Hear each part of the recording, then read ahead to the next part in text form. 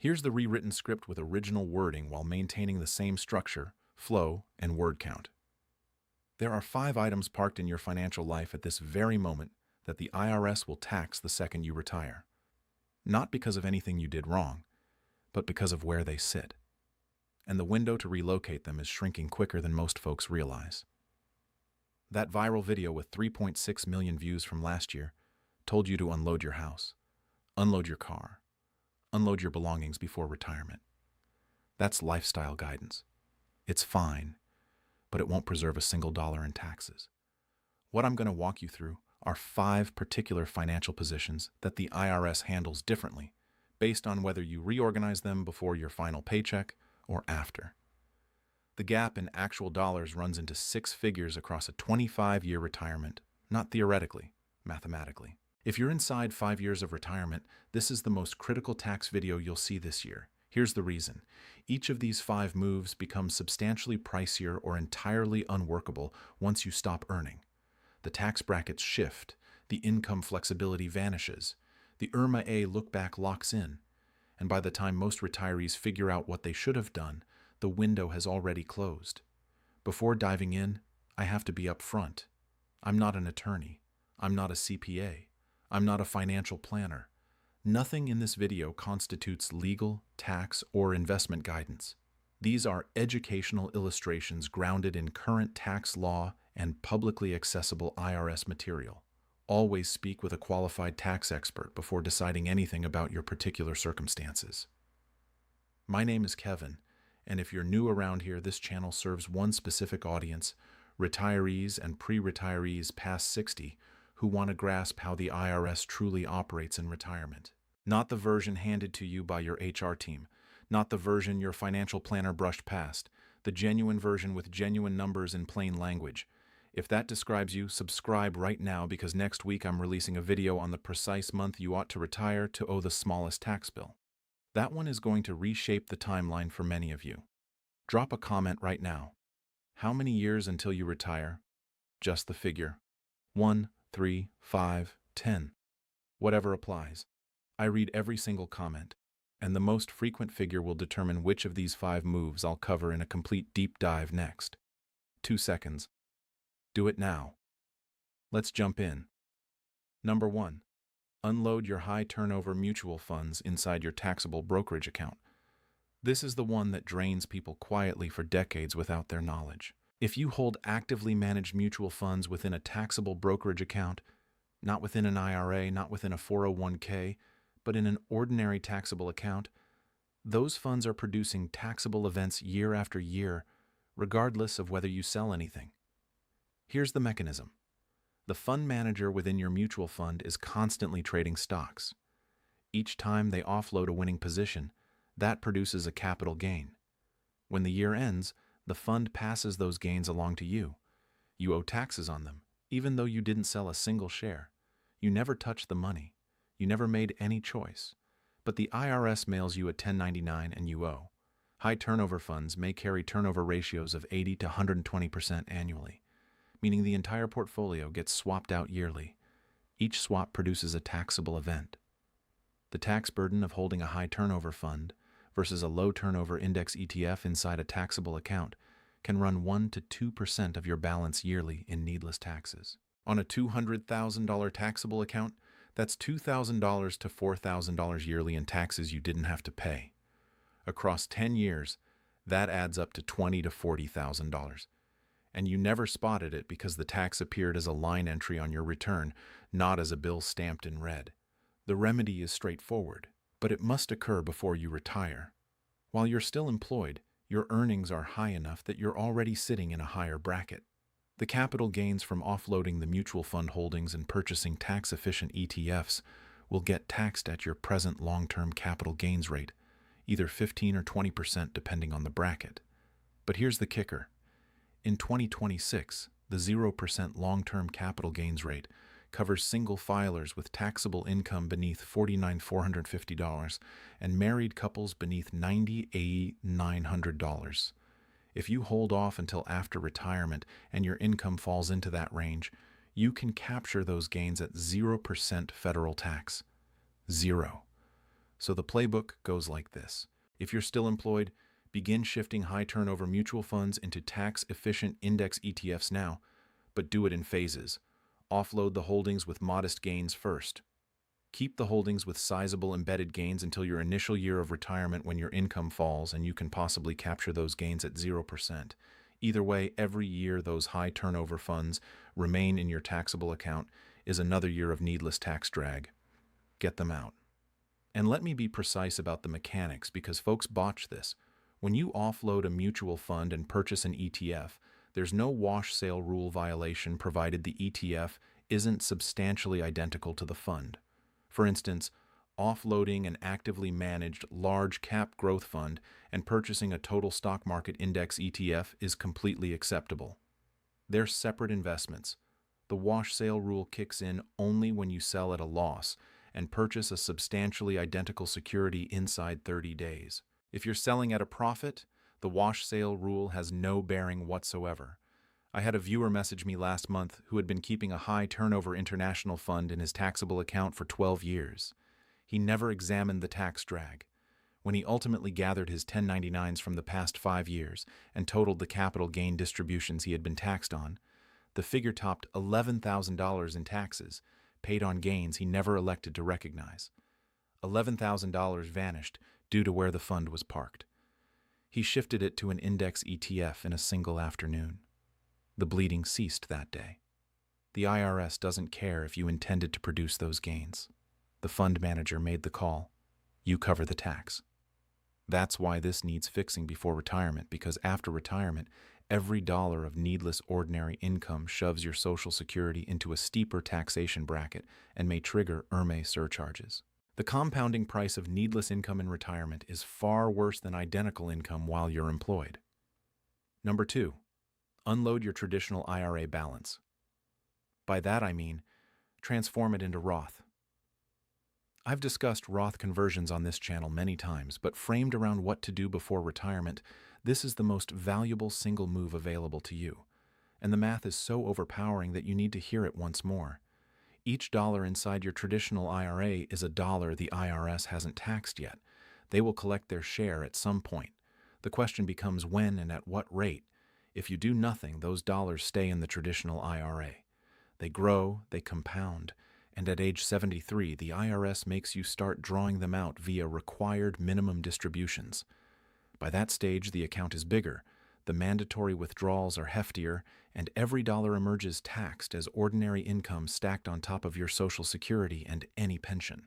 The effective tax rate on those RMD dollars can hit 30 to 40% once you account for the Social Security taxation cascade and surcharges. The substitute is transforming a portion of that traditional IRA into a Roth before you retire or in the first few years following. The years stretching between your final paycheck and age 73 are the gap years. Throughout those years, your income sits at its lowest. You're not collecting a salary. You may not be drawing Social Security yet. Your RMDs haven't begun. In 2026, a married couple filing jointly can occupy the 12% bracket with about $133,000 of taxable income. If your sole income during the gap years is controlled IRA withdrawals, you have substantial space to convert at 12% rather than 22% or higher down the road. Let me attach a number to this. A couple who converts $300,000 across 5 gap years at 12% pays roughly $36,000 in federal taxes on the conversions. That identical $300,000 left within the traditional IRA and forced out as RMDs at an effective rate of 25% over 20 years sets them back $75,000. The conversion preserves $39,000 on identical money. But here's what makes this a pre-retirement move. While you're still employed, your salary occupies the 12% bracket. There's no space for conversions at modest rates. Each conversion dollar gets piled atop your salary and taxed at 22% or above. Your final year of employment is too late for substantial conversions. You need to schedule the timing so the gap years commence when your salary halts. If you're inside 3 years of retirement, consult a tax planner this month, not next year, this month. Because Roth conversion planning demands modeling several years of income exposure and Social Security timing. It can't be handled in April when the return is filed. And there's another layer to this that practically nobody clarifies. If you fall between 60 and 63 years old in 2026, the IRS just established a fresh super catch-up contribution rule. You can now deposit up to $11,250 in additional catch-up contributions to your 401k, lifting your total employee contribution to $35,750 yearly. Sounds wonderful. More money flowing in. But if your previous year wages topped $150,000, those catch-up contributions must flow into the Roth side of your 401k, not pre-tax Roth. You're paying taxes on that money now at your peak working bracket. Here's why that's significant for your pre-retirement planning. Congress is pressuring high earners over 60 to make Roth contributions at 22% or above when they could retire and convert at 12% throughout the gap years. The system is steering you toward depositing money in the Roth bucket at the worst conceivable rate. The only way to overcome it is to schedule the timing of your departure carefully so the gap years emerge as quickly as possible, and you can convert at rates that genuinely make sense. There's also the interplay. Each dollar you transform from a traditional IRA to a Roth registers as income for IRMA purposes. The 2-year look-back means a conversion you complete in 2026 can elevate your Medicare premiums in 2028. For single filers, the initial tier begins at $109,000. For married couples, $218,000. If you're executing conversions, you must model the IRMA tiers year by year to verify you're not preserving $12,000 in income tax while burning $4,000 in additional Medicare premiums. The math typically still favors the conversion, but you need awareness of the full price before pulling the trigger. Were you already familiar with the gap years? Drop yes or no in the comments. I'm sincerely curious because this is the concept that overhauls people's whole retirement timeline, and I want to gauge how many of you are encountering it for the first time. Number 3, unload your appreciated stock at 0% capital gains while you still have the chance. This one connects to number 1, but it's a distinct strategy.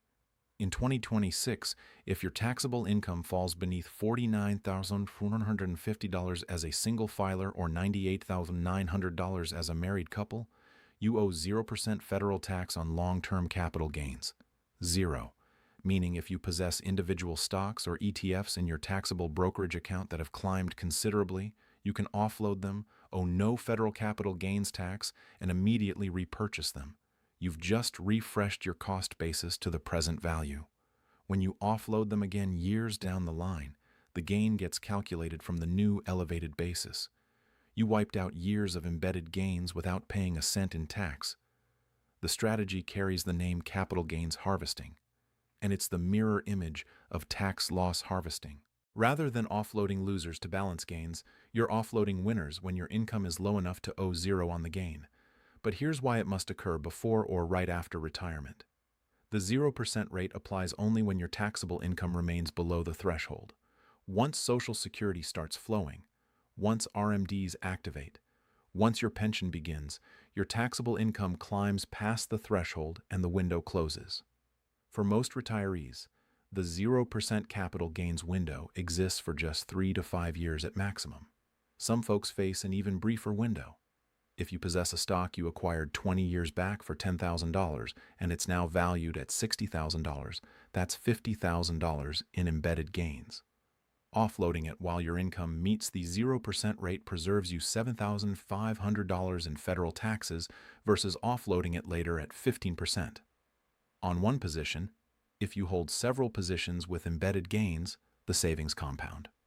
Your final year of work and your initial 2 or 3 years of retirement form the sweet spot. Beyond that, the window typically vanishes. Let me offer a tangible example so you can grasp the scale. A married couple retires in January of 2027. In 2027, their sole income is $30,000 from controlled IRA withdrawals. Their taxable income after the standard deduction of $36,300 is negative. They sit comfortably below the $98,900 threshold. They possess 3 stock positions in their taxable account.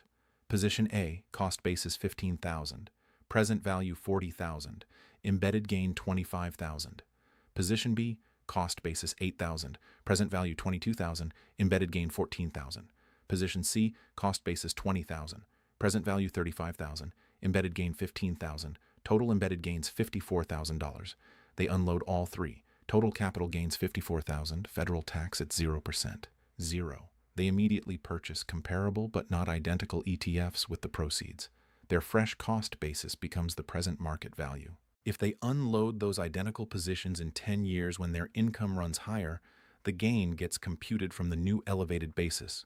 They just wiped away $54,000 in future taxable gains without paying a cent.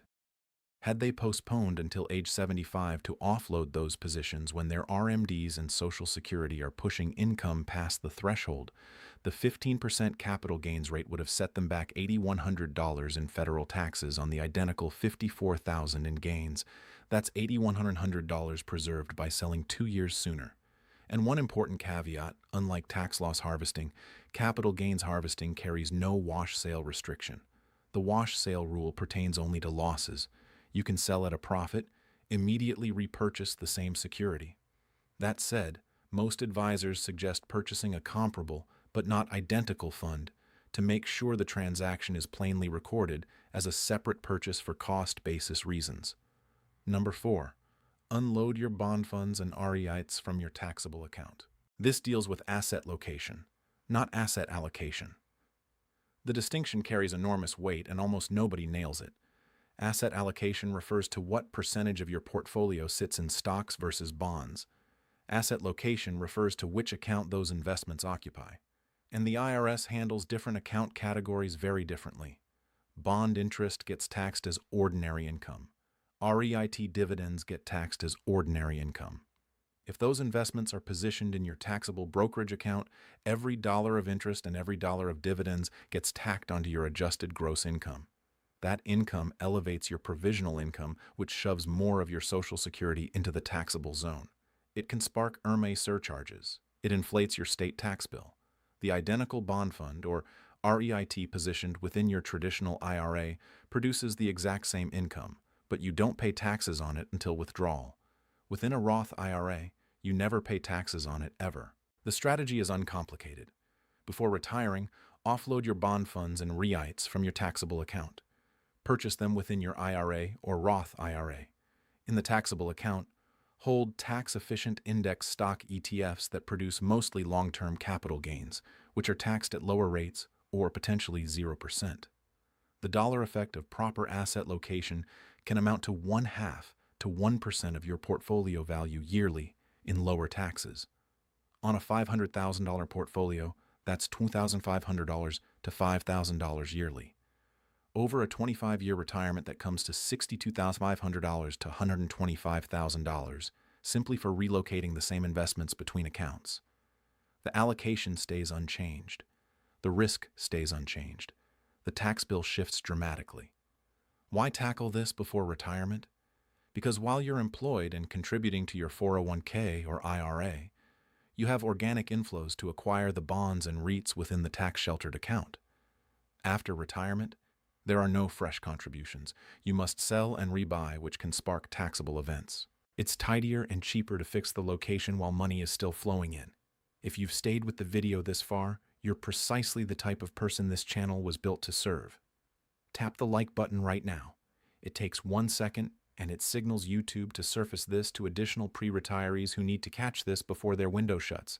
And if you haven't subscribed, do so now. The video I'm releasing next week on the optimal month to retire will preserve thousands of dollars for some of you. Number 5. Unload your high-tax state residency. I realize relocating sounds drastic, but the math isn't drastic.